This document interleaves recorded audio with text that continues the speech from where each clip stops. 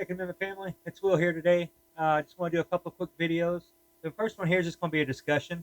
All right, discussion on new firearm owners, how we need to treat them, why this channel was created, uh, and we're going to talk a little bit about different Second Amendment rights organizations and what we should be doing as Second Amendment rights uh, activists. Okay, or however you want to put it.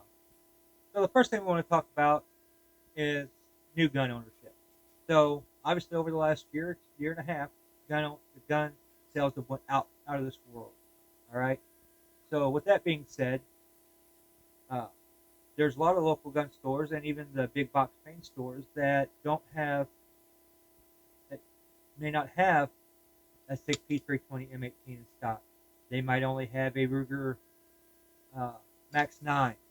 They might only have uh, Sky CPX2, a High Point, a Taurus, um, whatever. They might not have the Glocks in right now because everybody's bought them up. Uh, Obviously, we know ammo. It's hard to come by. This is like gold, right? Uh, so, but they so when these people are going to the gun store, even us going to the gun store, and they don't, and you're wanting a new gun, and they don't have. And when I go in the gun store, I already know what I want usually when I go. So, but some people looking for to buy their first gun might not. You know, when I bought my first carry gun that I carried all the time, every day, I did a lot of research before I bought it, but a lot of people don't do that. A lot of people are getting scared because of the way the country's going right now, and they're saying, I need a firearm to protect my family, protect my loved ones, protect me, protect my neighbors, whatever. Okay? Protect the person standing next to me in the grocery store. Somebody comes in, an active shooter comes in, and I need to pull my firearm. Okay? They run out to the store. They have a couple $100s, and they're going to buy what only they can buy. So, obviously, you're not going to buy this for a couple of $100s. You're not going to buy a Glock for a couple of $100s unless you're buying something off somebody that may be illegal or from a pawn shop that you really have, you really need to do your research on look at the gun itself, make sure it's worth what you're paying for it. If you're buying a SIG or a Glock for a couple of $100s in a pawn shop, you probably really need to look at that firearm anyway. Uh, but so you go to these stores and you're watching these new people buying these guns, and then especially a lot of the big box stores don't really care. They might tell you a little bit, but like local gun stores, you know, they're going to tell you. Well, I will tell you, oh, you don't want that. You don't want that. And advice is nice, but if you walk into a gun store and say if I walk into a gun store, I got $200, and you only got two guns that are in that price range. A High Point for 169, and Sky CPX2 for 199, and I'm going to buy what I can buy. Okay, what I can afford. Now, a lot of gun stores will shine away. If they see somebody that's been in the gun store several times and they know that's all you can afford, they'll walk away, won't even help you. All right. So now I've been into the gun stores, local gun stores, and the big box stores, and somebody's been in there, and they have $200 or $300, and they're like, okay, hey, I'm looking for my first gun. Never bought a gun in my life. This is what I have. This is the kind of money I have. And I've seen these stores telling these people, hey, save up a little bit more money, come buy this other gun. And part of me agrees with that. But they're wanting to firearm right in for whatever reason. As long as they test the background check, that's all that matters, right? So they come in there and they go, and what I've done is like, all right, how much money do you have? And they tell me. So they got $300. So I said, all right, let's go look. So here's a Ruger uh, EC9S. All right, comes with one mag. There is a CP for 250. They will just say ballpark figure 259. Then you see a CPX 2 by Sky for around the same price, and then you see a High Point for like 189. These are all just figurative, just numbers I'm throwing out there. Okay. And then you see the higher end. So I'm going to tell this person, hey, let's pull these three firearms out. Let you hold these firearms. And this is a customer, not even as a gun store. All right. I've done it several times. I'll always do it. because if you got a little bit more money, you can afford a little bit better firearm. Okay, but if you can't, then you buy what you can get. So, you know, uh, so I've had them say, okay, so hold this CPX2 and this Ruger EC9S. Got the same size firearm. The Ruger is a little thinner. Holds 3 less rounds, I believe. I remember. It only holds 7 plus 1 in the chamber with the factory mag. But they like it the way it feels in their hand, and then I tell them what I know about it. All right, because I own both of them guns, and let them make their decision. But it also depends on what feels good to them, not just what you're telling them, but what feels good to them. And then you have them hold the high point, and they hold it and they feel it, and they realize that this is a big punch gun, and they have the money for something different, so they're likely to buy something else. You know what? They want to buy the Heritage 22 pistol revolvers they have out right now. They even have the little short nose one, little snub nose one. And they want to carry that. So be it. 22 can do a lot of damage. You have to shoot somebody. All right. Now they need to train with that firearm, whatever firearm they buy, and they need to train right with it. And then you need to explain to them that they need to go get good quality training, not just the conceal and carry class, because they don't give you. It gives you some cleaning training and teach you how to shoot a target, but out there and actually teach you how to shoot correctly, how to draw, stuff like that. So good pistol course training, defensive pistol course training too. First time beginner's pistol course training, whatever. Good to let them get out there and do that kind of stuff. Okay, so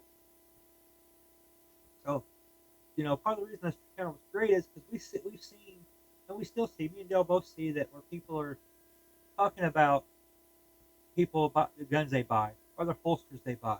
Okay, you'll hear me and Dale say all the time, we buy alien gear holsters. That's our go-to holster. All right, a lot of people out there don't like them for whatever reason. A lot of people that I watch different shows on about firearms and different products out there are not fond of them. Some are, some don't have an opinion either way. But it's a preference for us. All right. There are a couple of holsters that I'm going to buy and try out and do reviews for, and some are a little pricey. But I want to see how they work. Highly reputable people are using them, so I want to see how these holsters are. Like Crossbreed brand, I'm not real fond of. I don't like. There's no really adjustments like the alien gear holsters adjust easier. They're basically the same thing from what I've seen, and the one that I did try out once. They felt the same, but I didn't like it. There was more adjustment on the alien gear. That's just me, personal opinion. I don't. You're sitting in a gun store and they buy a Ruger EC9S, a new firearm owner. They want a holster. I'm gonna try to keep them away from the Uncle Mike soft holsters if I can. I'm gonna try to get them the best quality holster they have there, and then I'm gonna tell them, hey, once you get this, when you get comfortable with it, try to order something that's a little bit better, and go from there. Like when I bought my P365, I bought a Mission First Tactical holster, and I'll tell you what, it's actually not a bad holster. I've done a review here. It kind of scrapes up the gun a little bit.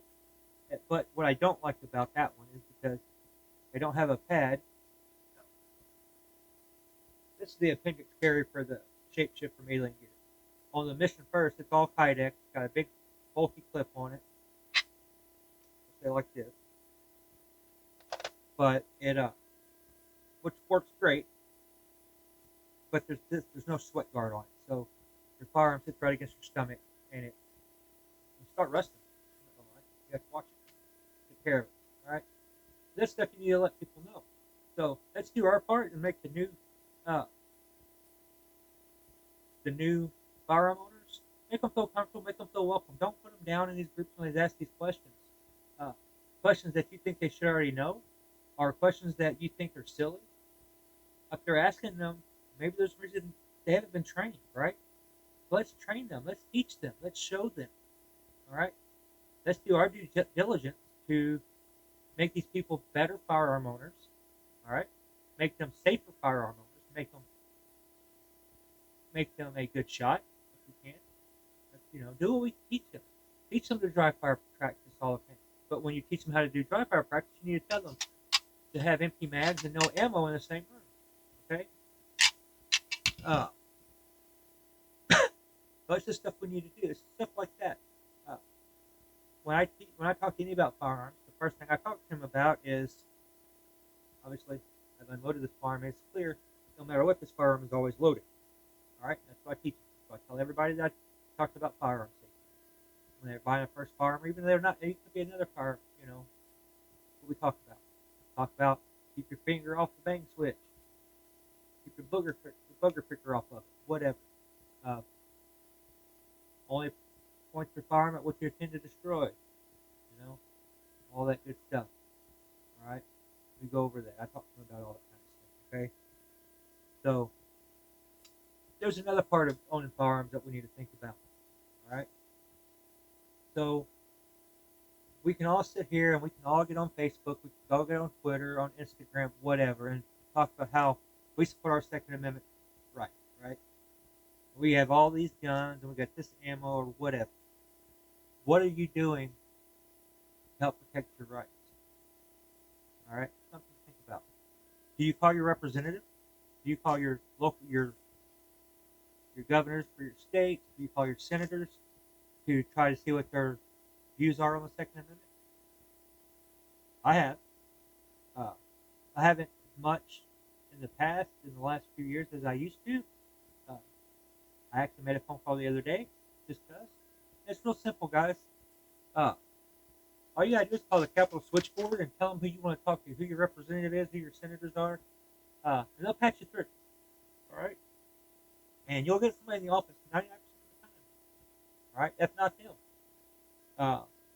So, like, when the whole pistol brace came up earlier this year, and they're wanting to ban certain pistol braces or have a checklist for these pistol braces, you can get a whole ATF and put in comments on the thing, which is great.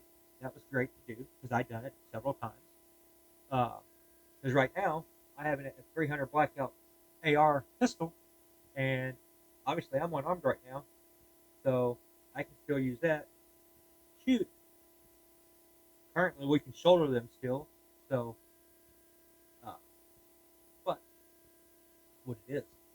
And one day I'll do a little video on firearms as well.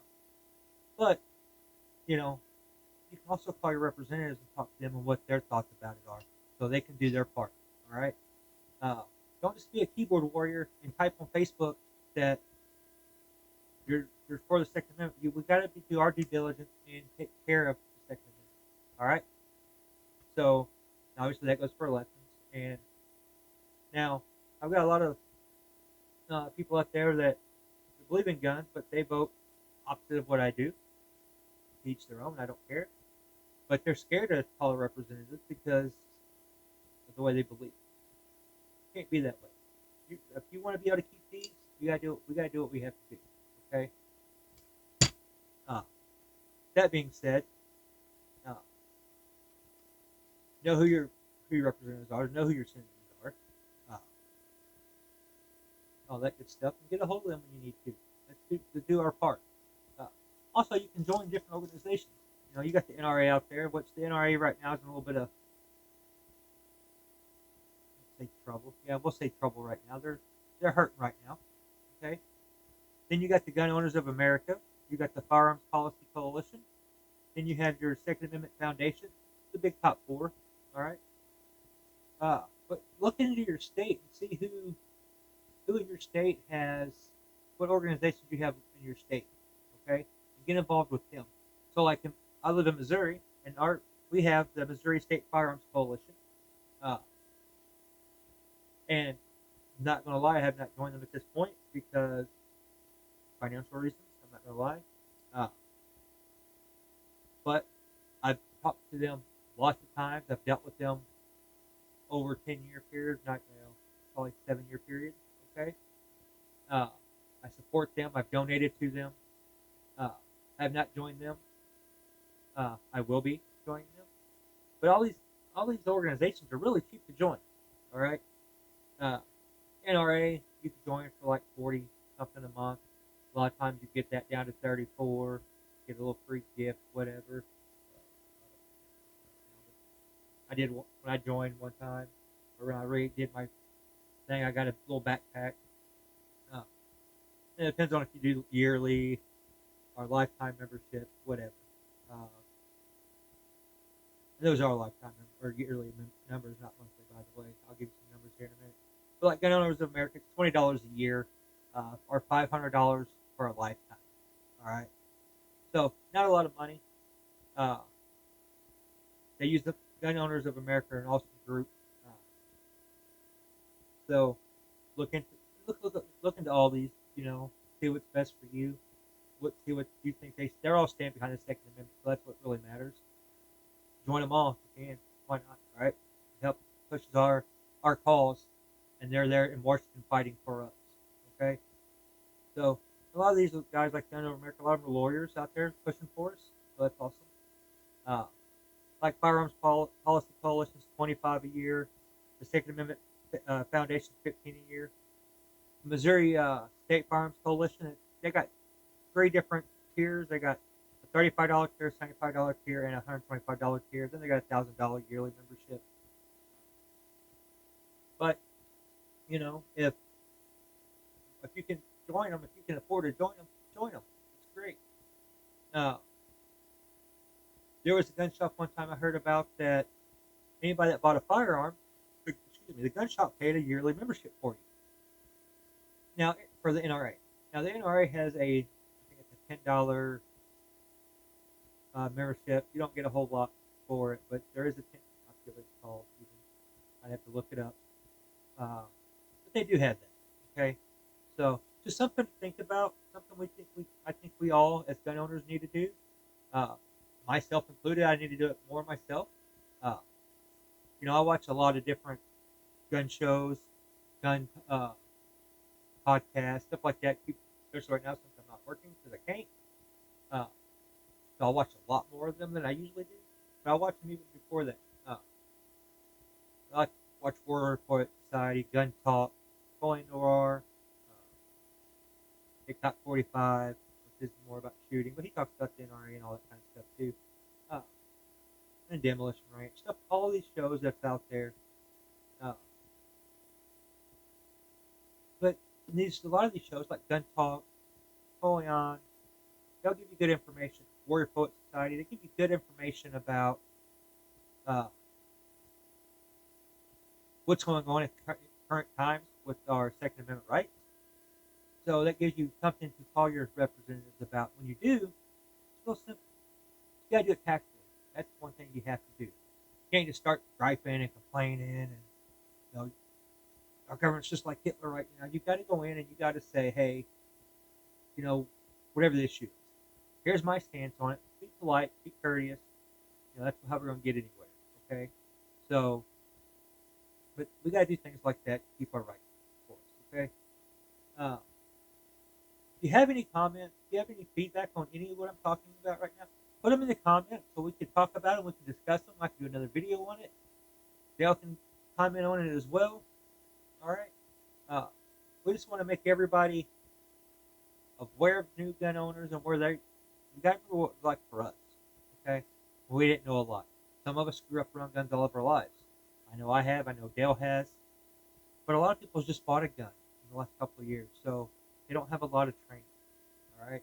They weren't, or even some people that's been around guns all their life, they don't really have the training that they should have gotten from grandparents and parents, grandpa and dad, or an uncle, or whatever. Okay, that's why this channel was formed. So if you have any questions, if you're a new gun owner, let us know. We'll happily answer them. And then if you're got any feedback, positive or negative, let me know. Because you might have something to say about what I say. You might not agree, and that's okay. That's our right. As long as we can have a peaceful discussion about it, that's all that matters. All right. So remember to like and subscribe to the channel. Like this video. And just hope you have a great day, okay? So, or I should say evening, because it is 7 o'clock my time, I guess, 6:30. Anyway, hope you have a great evening, and we'll be doing another video soon.